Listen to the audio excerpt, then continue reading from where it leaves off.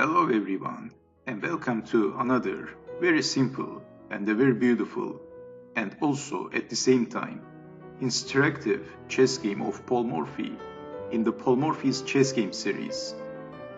And in this game Paul Morphy is playing with the black pieces and his opponent is Paulsen once again.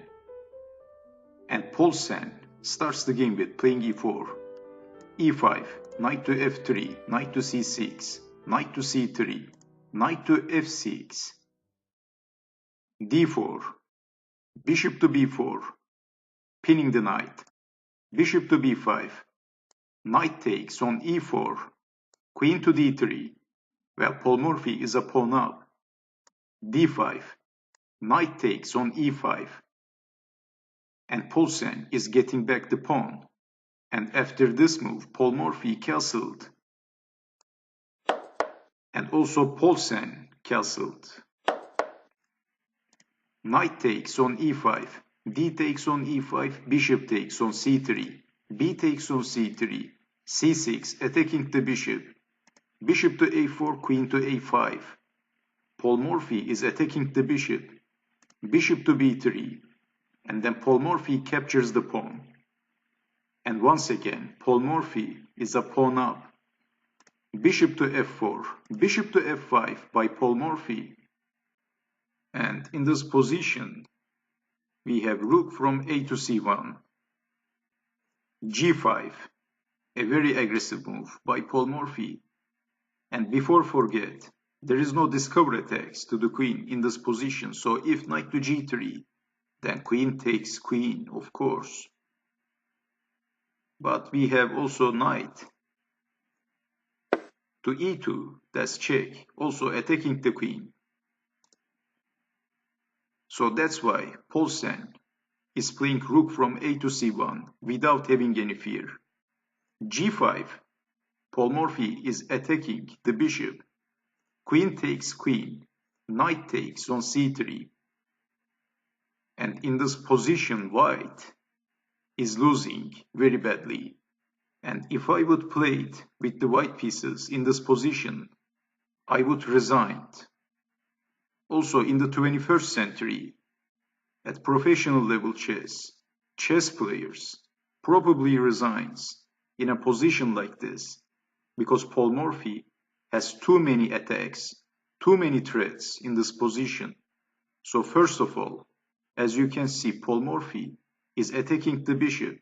And can you see the second threat? The second threat is knight to e2, forking the king and the rook. So if white saves the bishop, we always have knight to e2. And this is completely losing for white. But Paulsen didn't resign. And he played bishop takes on g5, getting back the pawn. And then Paul Morphy is winning the exchange. Knight to e2, check, king to h1. And then Paul Morphy captures the rook with the knight. Rook takes knight, rook from f to e8, bishop to f6, b5, f3, a5, a3. Well, Paul Morphy was hoping to trap the bishop. a3, bishop to e6, rook to d1, b4, a takes on b4, pawn takes pawn, h3, c5, c3, b takes on c3, bishop to c2, and Paul Morphy played rook to a2, attacking the bishop, defending the bishop with the rook, but then rook from e to a8, doubling the rooks, bishop to g5, and Paul Morphy in this position played the obvious move. Well, he played rook to a1, and after rook to a1, Paulsen played bishop to b1. And if, let's say, h4, then rook takes rook, bishop takes rook, and then rook to a1. Well, bishop is pinned, so king to h2, and then rook takes on c1. If rook takes rook, rook takes rook, check, king to h2, d4, bishop to e7, Well, I'm only showing these variations for fun.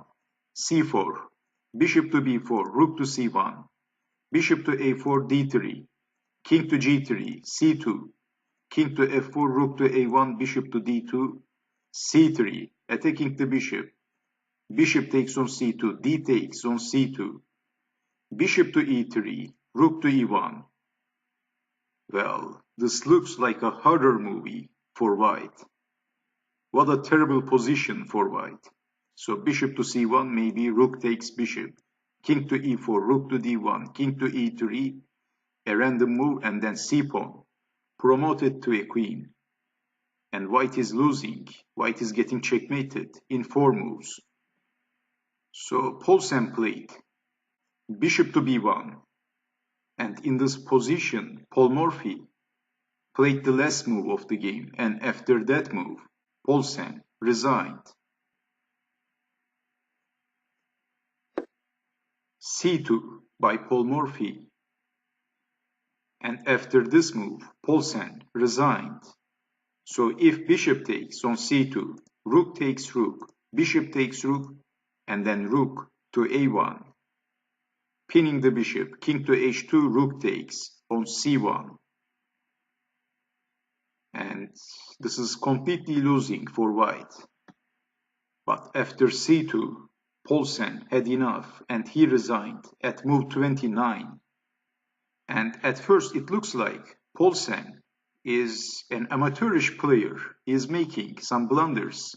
He is losing very easily against Morphy. But in fact, Paulsen is not a bad player in the history of chess, and he played some very strong players, some very strong chess masters like Wilhelm Steinitz. And he also defeated a player like Wilhelm Steinitz twice.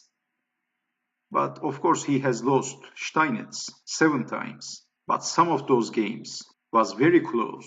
He was playing head-to-head against a player like Wilhelm Steinitz. And Steinitz was one of the long-lasting world champions ever. And Steinitz was also playing a modern style of chess.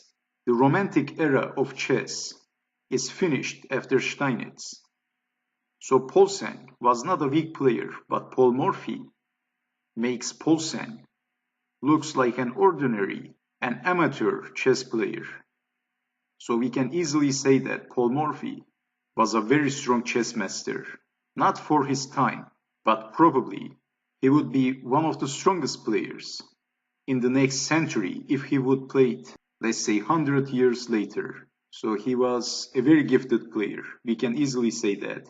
And after c2, Paulsen resigned. So I hope you have enjoyed watching this video. And I hope to see you next time. Take care.